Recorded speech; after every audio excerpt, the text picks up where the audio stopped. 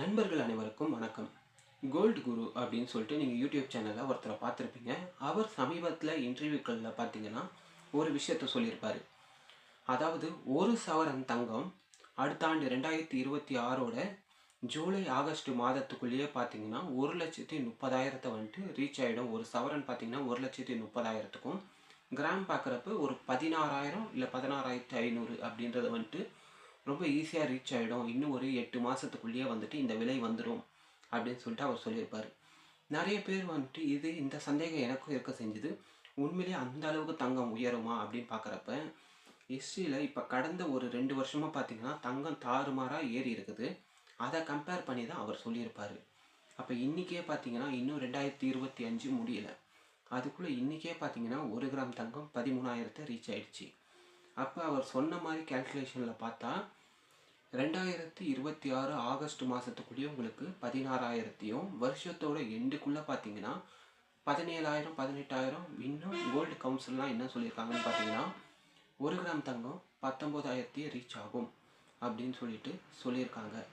நம்ம என்ன பண்ணலாம் இந்த கண்டிஷனில் அப்படின்னு பார்த்தீங்கன்னா முடிஞ்சால் கொஞ்சம் கொஞ்சமாவது தங்கத்தை வாங்க ஆரம்பிச்சிருங்க. ஓகேங்க. இந்த வீடியோவில் தங்கம் இப்படி தாறுமாறாக ஏறிக்கிட்டு இருக்கு. இந்த கண்டிஷனில் எப்படியெல்லாம் இன்வெஸ்ட் பண்ணலாம் அப்படின்னு சொல்லிட்டு கேட்குறப்ப உங்கள்கிட்ட ஆல்ரெடி ஓல்டு ஜுவல்லரி ஏதாவது இருக்குது அப்படின்ற பட்சத்தில் நீங்கள் எடுத்துகிட்டு போய் லோவஸ்ட் இன்ட்ரெஸ்ட் ரேட்டில் நான் சொல்கிற விஷயத்த நல்லா தெளிவாக கேட்டுக்குங்க. உங்களால் வந்துட்டு திருப்பி மீட்க முடியும். ஏன்னா இருக்கிற புது தங்கம் வாங்குறோன்னு சொல்லிட்டு இருக்கிற தங்கத்தை விட்டுறக்கூடாது. உங்களால் அந்த தங்கத்தை மீட்க முடியும் அப்படின்ற நம்பிக்கை இருந்தால் மட்டும் இருக்கிறதுலே லோவஸ்ட் இன்ட்ரெஸ்ட் ரேட் 9%க்கெல்லாம் பார்த்தீங்கன்னா உங்களுக்கு பொதுத்துறை வங்கியில் எஸ்பிஐ இருக்குது, இந்தியன் பேங்க் இருக்குது. இங்கெல்லாம் பார்த்தீங்கன்னா உங்களுக்கு கம்மி வட்டியில் வந்துட்டு லோன் கிடைக்கும். ஜுவல் லோன் எடுத்துகிட்டு போயிட்டு வச்சு நீங்கள் என்ன பண்ணலான்னா தங்க நகைக்கடன் எடுத்து புது தங்கத்தை வந்துட்டு வாங்கி வச்சிடலாம். அதுக்கப்புறம் இன்னொரு முக்கியமான விஷயத்த பாருங்கள். இருக்கிறதுலே லோ வேஸ்டேஜில் வாங்க முடியுமான்னு ட்ரை பண்ணுங்கள். அப்போ இப்போ வாங்கி வச்சிட்டிங்கன்னா கொஞ்சம் கொஞ்சமாக நீங்கள் வந்துட்டு பணம் சேர்த்து ஒவ்வொரு மாதமும் கொஞ்சம் கொஞ்சமாக பணத்தை கட்டி நீங்கள் என்ன பண்ணலான்னா ஒரு 1 இயர் 2 இயரில் வந்துட்டு அந்த தங்கத்தை மீட்டுக்கலாம். நீங்கள் இப்போ உங்கள்கிட்ட ஒரு 3 சவரன் இருக்குன்னா எடுத்துகிட்டு போய் பேங்க்கில் அடமானம் வச்சிங்கன்னா உங்களுக்கு வந்துட்டு ஒரு 75% 2 சவரன் தங்கம் வாங்குறதுக்கான பணம் கிடைக்கும். இருக்கிறதுலே கம்மி வேஸ்டேஜில் நல்ல நகையாக பார்த்து வாங்கி வச்சுருங்க. அப்போ நீங்கள் என்ன பண்ணலான்னா கவலைப்படாமல் இருக்கலாம். ஒருவேளை தங்கத்துடைய விலை தாறுமாறாக உயர்ந்தாலும் நீங்கள் கவலைப்பட தேவையில்ல.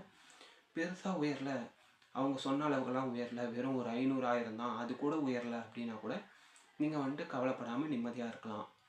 அப்போ பார்த்துக்கோங்க, இந்த விஷயத்தை செய்யறதுக்கு முன்னாடி கம்ப்ளீட்டாக எல்லாமே உங்களுடைய ஓன் ரிஸ்கில் தான் இருக்குது.